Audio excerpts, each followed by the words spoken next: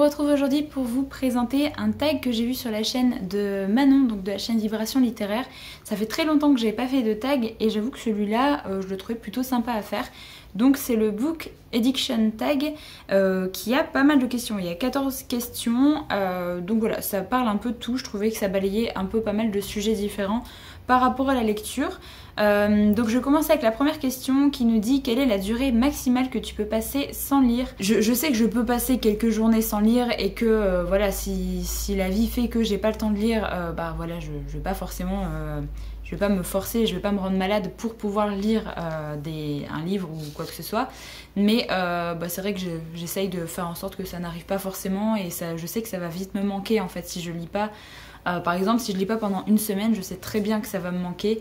Donc voilà, c'est vraiment ma passion principale. Donc forcément, si je reste très longtemps sans lire aucun livre, je sais très bien que ça va me manquer et que je vais pas forcément être... Je vais pas me sentir forcément bien ou quoi que ce soit parce que c'est vraiment quelque chose que j'adore faire. Donc j'essaye au maximum de ne pas laisser beaucoup de temps entre des lectures. Mais après, si vraiment je suis malade ou si quelque chose arrive et que j'ai pas forcément le temps de lire, c'est pas très grave non plus. La deuxième question nous demande combien de livres emportes-tu avec toi à tout moment. Alors, quand je prenais des transports en commun, j'avais toujours un livre avec moi, un livre papier. Là maintenant, vu que c'est pas trop le cas, j'en prends pas forcément un, mais après j'ai toujours des livres audio sur mon téléphone et quelques e-books aussi que j'ai. Même si j'aime pas forcément lire parce que j'ai pas de liseuse, donc c'est sur mon téléphone également, mais j'en ai aussi, donc si jamais je dois attendre quelque part, je sais très bien que j'ai quand même de quoi m'occuper. Donc voilà, mais j'emporte plus forcément de livres à tout moment, même quand je dois aller au niveau d'une salle d'attente d'un médecin ou quoi que ce soit, je sais que j'ai mon téléphone et que j'ai des choses dessus pour m'occuper. La troisième question, gardes-tu tous les livres achetés ou reçus ou aimes-tu t'en séparer et faire de la place pour les nouveaux ? C'est complètement faire de la place pour les nouveaux. Je fais très régulièrement quand même des tris. J'ai la chance d'avoir une bouquinerie qui est vraiment pas très loin de chez moi, donc ça me permet également d'aller redéposer des livres que j'ai lus, j'ai pas forcément apprécié, ou des livres, je sais très bien que même si c'était sympa, je vais pas les relire et du coup ça prend la place pour rien. Donc voilà, j'ai la chance quand même d'avoir une bouquinerie pas très loin, ce qui me permet vraiment de déposer tout d'un coup et de pas forcément faire des colis Vinted tout le temps, des colis Rakuten, parce que c'est vrai que c'est bien parce qu'on peut les vendre un peu plus cher que lorsque vous les vendez en bouquinerie, mais faut pas se mentir, ça prend quand même du temps. On a des délais à respecter en plus de ça sur les sites de revente comme ça, donc c'est pas forcément facile non plus. Surtout quand on n'est pas dispo tous les jours, c'est pas forcément facile, et en plus de ça, toujours se déplacer pour aller à tel ou tel endroit, bon voilà, faut avoir le temps de le faire. Quatrième question, combien de temps passes-tu en librairie en moyenne ? Du coup ça fait quand même pas mal de temps que je vais pas forcément en librairie, donc je commande plus sur internet, d'autant plus que j'achète beaucoup plus d'occasions en ce moment, donc que ce soit en bouquinerie ou alors sur des sites d'occasion. Donc voilà, je traîne plus trop en librairie, même si j'aimerais bien. Mais généralement en librairie, j'aime bien faire le tour, mais au final, vu qu'il y a quand même pas mal de nouveautés et on retrouve souvent les mêmes choses, les titres qui se vendent très bien ou les dernières nouveautés. Donc je dirais que je passe peut-être plus de temps en bouquinerie qu'en librairie, parce qu'en bouquinerie on sait jamais sur quoi on va tomber, que ce soit des vieilles séries, des vieux titres, et du coup on sait pas les arrivages. Même si ma bouquinerie met des posts sur Facebook pour montrer un petit peu ce qu'ils reçoivent, ils montrent pas tout non plus.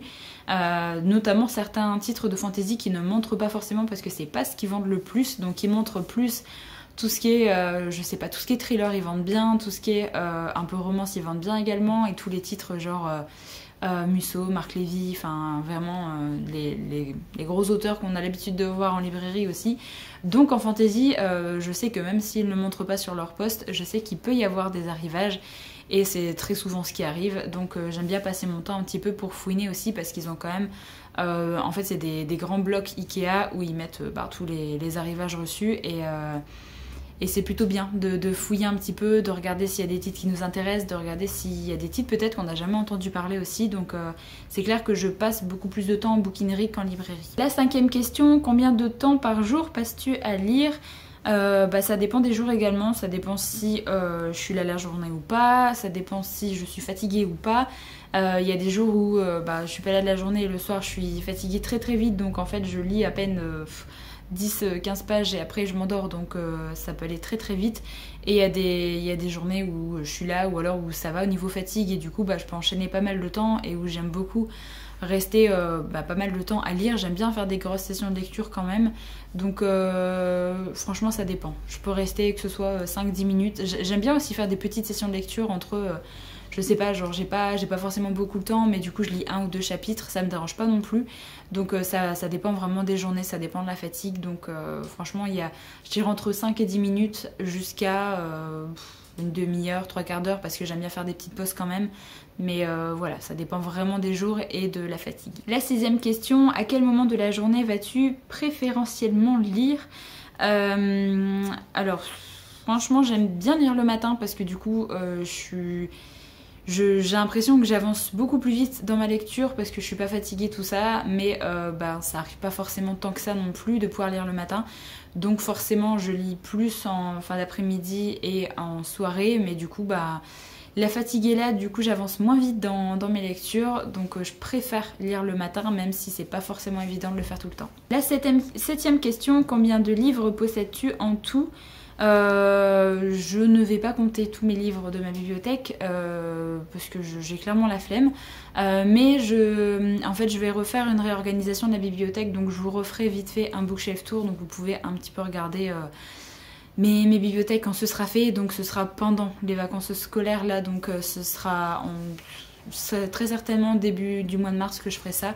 Vous aurez très certainement la vidéo, ouais, début première ou deuxième semaine de mars je dirais. La 8e question, amènes-tu souvent le sujet de la lecture ou des livres dans une conversation? Je dirais pas vraiment parce que je sais jamais si telle ou telle personne aime bien lire des livres.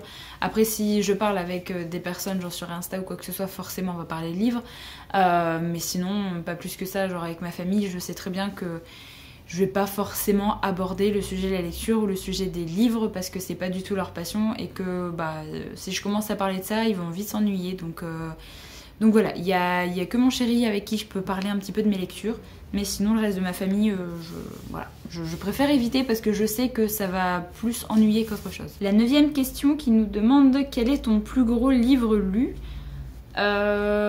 Franchement je saurais même pas dire. Il y a a priori l'Oranger qui fait quand même une bonne briquette, mais franchement ça dépend aussi. Il y a des livres de poche qui sont assez énormes, mais je sais pas si ça... En fait si on compare entre les livres de poche et les livres grand format, je sais pas si c'est lequel est le plus gros en fait. Je pense que a priori l'Oranger est quand même assez balèze. Après je sais qu'il y avait un Harry Potter aussi qui était très très gros, le 5 ou le 6, je ne sais plus, mais sinon il y a pas mal de livres de Sanderson qui sont très gros. Genre si on prend vraiment le découpage anglais des archives de Rochard, techniquement c'est le tome 1 et 2, la première et deuxième partie, ça fait qu'un seul tome, donc si vous additionnez tout, je pense que ça fait partie aussi des livres les plus gros que j'ai lus récemment. Donc voilà, je dirais un petit peu ça. La 10e question, y a-t-il un roman que tu devais avoir à tout prix? Donc est-ce que j'ai fait pas mal de recherches en librairie et en ligne, ou par contre harcelé un auteur? Donc non. Alors pas vraiment, il y a juste quelques titres qui sont plus forcément édités, ou du coup forcément j'ai mis un peu plus de temps à trouver sur des sites d'occasion, mais sinon non, j'ai pas forcément fait de recherche plus poussée que ça, et jamais de la vie j'harcèlerai un auteur. Donc voilà, je pense que c'est uniquement quelques séries qui sont plus éditées. La 11e question, as-tu déjà lutté pour finir un roman car tu refusais de l'abandonner? Alors, car moi je refusais de l'abandonner, non. Car j'étais obligée de le lire, oui, c'est déjà arrivé, notamment au lycée je crois. Mais très rarement, parce qu'au bout d'un moment j'en ai vite eu marre et du coup j'ai vite arrêté les livres qui ne me plaisaient pas. Mais du coup non, je vais pas lutter pour finir un roman qui me plaît pas, sachant que la lecture c'est vraiment quelque chose que j'aime faire, c'est une passion, c'est pas du tout une obligation, donc vraiment je vais pas être, m'obliger à terminer des livres, ça c'est clair et net. Et de toute façon quand je termine pas des livres, je vous avais fait d'ailleurs une vidéo sur mes livres que j'ai mis en pause, Et des livres que j'ai abandonnés, ça me dérange pas non plus. Dans ces cas-là, je vous le dis.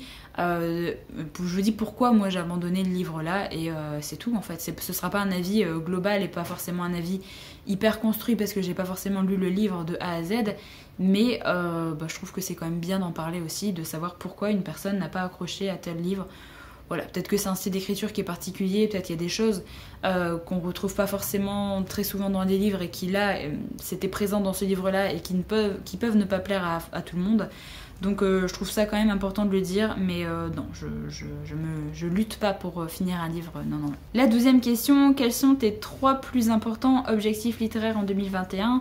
C'est un petit peu les challenges que je me suis fixés. Il y a pas mal de sagas que j'aimerais bien commencer. Je vous avais fait une liste en fait des sagas que je voulais commencer en 2021, donc j'ai commencé cette année déjà à débuter cette liste. Après il y a des titres que j'aimerais bien également lire dans ma vie. J'avais fait l'année dernière une sorte de vidéo bucket list sur des livres qui me tentent bien et que j'ai bien envie de découvrir aussi, donc j'aimerais bien continuer un petit peu à découvrir des titres de cette liste là. Et poursuivre des sagas, parce qu'il y a plein de sagas que j'adore et que je mets en pause, et ça m'énerve un petit peu parce que du coup j'ai pas forcément une très bonne mémoire, et c'est pour ça aussi que je fais un petit classeur maintenant, parce que les sagas j'adore ça, mais du coup quand on est obligé d'attendre 1 an entre chaque parution, et encore pour certains livres des fois c'est plus, du coup j'oublie pas mal de choses, donc ça c'est très chiant. Et du coup c'est aussi pour ça que je suis aussi intéressée.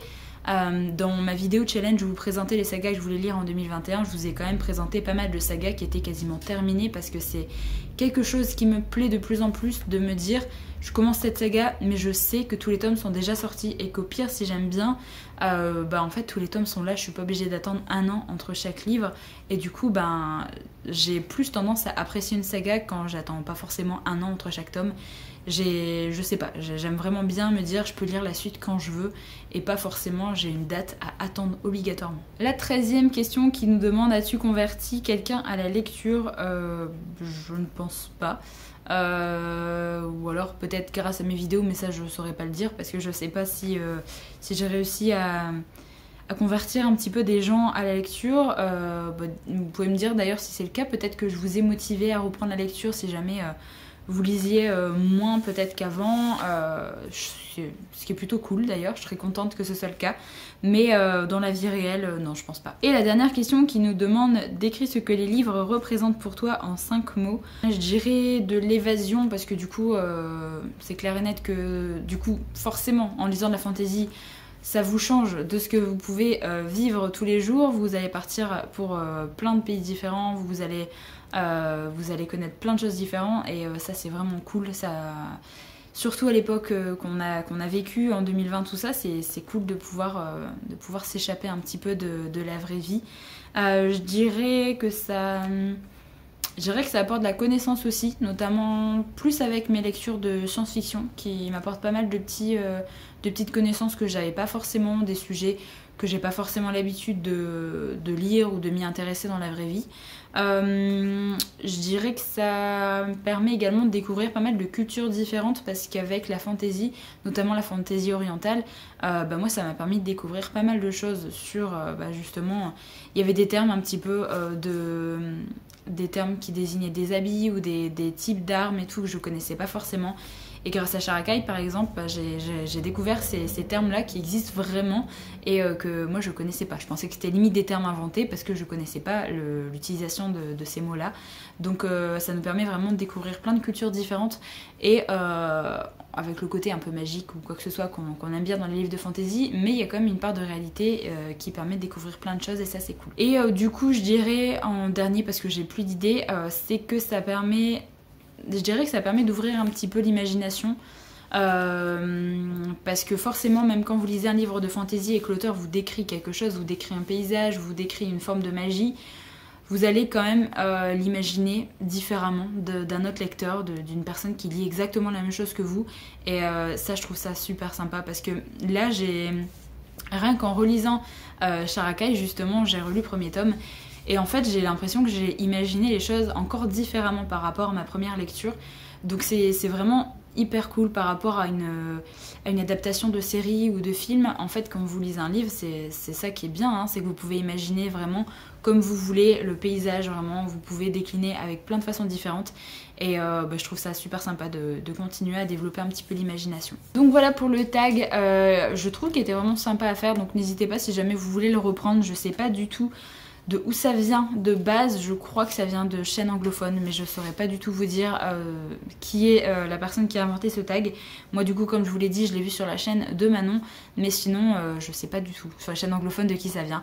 Donc n'hésitez pas à le reprendre si jamais vous le souhaitez, que ce soit sur Insta, sur un blog, ou même répondre en commentaire si jamais vous le souhaitez. Donc sur ce, j'espère que la vidéo vous a plu. Moi je vous laisse là pour la vidéo d'aujourd'hui et je vous retrouve très bientôt pour une prochaine. Donc en attendant, prenez soin de vous.